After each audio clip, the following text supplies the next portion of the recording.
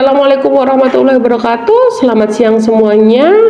Di pertemuan psikologi klinis kali ini saya akan membahas terkait dengan kekhususan di dalam psikologi klinis. Kekhususan di dalam psikologi klinis itu ada beberapa kekhususan. Yang pertama ada yang terkait dengan forensik, ada yang terkait dengan gangguan perkembangan anak, kekhususan di kasus normal bermasalah, atau kekhususan abnormalitas dewasa itu sih. Akan tetapi di pertemuan kali ini saya akan membahas terkait dengan gangguan perkembangan anak. Gambarannya adalah seperti itu. Yuk kita mulai. Kekhususan pada kasus anak itu di mana anak itu adalah range usianya atau fase anak itu adalah dari 0 hingga 12 tahun.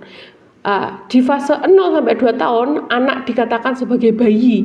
Setelah itu 3 tahun hingga 5 tahun anak dikatakan sebagai balita atau toddler.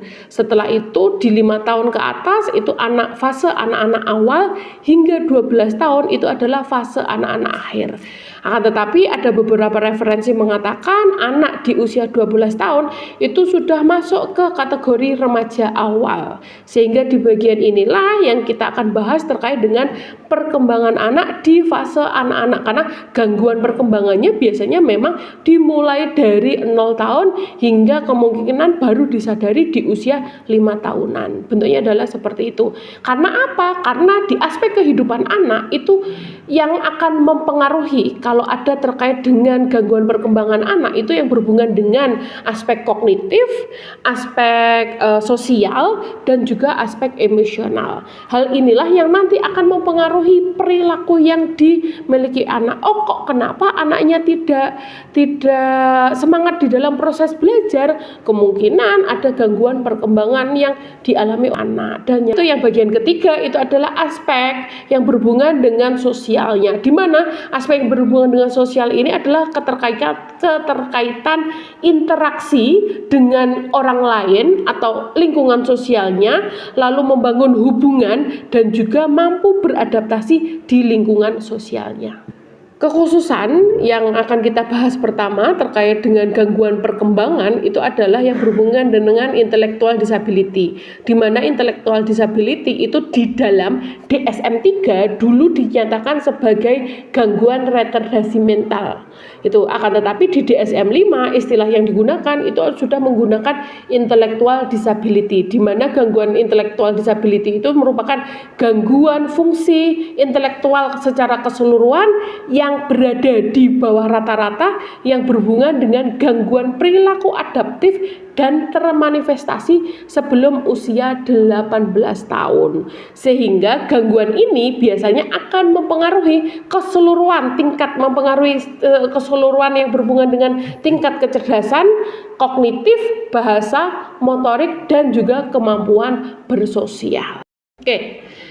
Gejala yang terjadi di kondisi anak dengan intellectual disability itu ada 3 gejala. Gejala utamanya adalah intelektualnya harus di bawah 70. Itu. Dan aspek yang keduanya itu adalah aspek yang berhubungan dengan gangguan atau keterlambatan perkembangan di usia sebelum 5 tahun, dan yang satunya adalah 6 tahun ke atas hingga 21 tahun.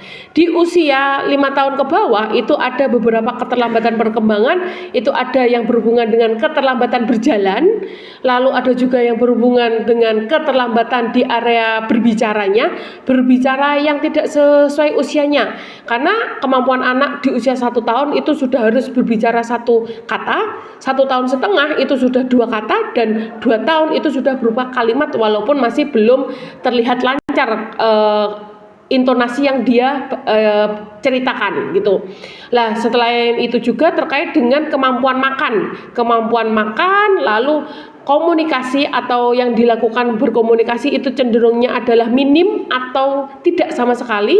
Lalu ada hambatan terkait dengan bina diri. Jadi yang berhubungan dengan bina diri kesulitan melakukan pakai baju sendiri, pakai celana sendiri, atau yang lain sebagainya. Setelah itu juga ada yang berhubungan dengan hambatan terkait berinteraksi atau keterampilan bersosial, karena dia ngerasa bahwa dirinya berbeda, kemampuannya tidak sama dengan temannya, sehingga dia menarik diri dari lingkungannya. Itu kalau keterampilan di bawah 5 tahun.